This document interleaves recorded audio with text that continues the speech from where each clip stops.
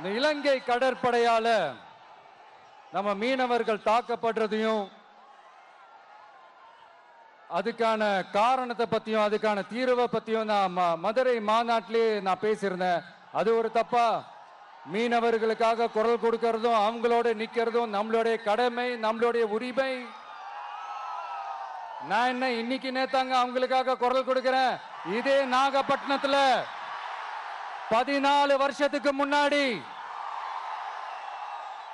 2011ல February 22 இதே நம்ம மீனவர்கள் தாக்கப்பட்டதை கண்டிச்சு ஒரு பொதுக்கூட்டம் ஒண்ணு நடத்தணும் இல்லையா?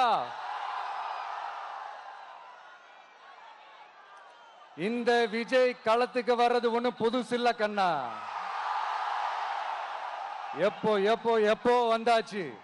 என்ன ஒண்ணு, முன்னாடிலாம் விஜய் மக்கள் இயக்கம் என்ற அந்த இயக்கமா நிற்போம்.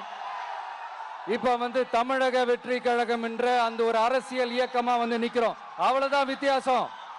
அன்னைக்கும் சரி, இன்னைக்கும் சரி, இனிமேலும் சரி, மக்களுக்காக மக்களோட நிக்கிறது தான். இது புரிய வேண்டியவங்களுக்கு புரிஞ்சா சரி.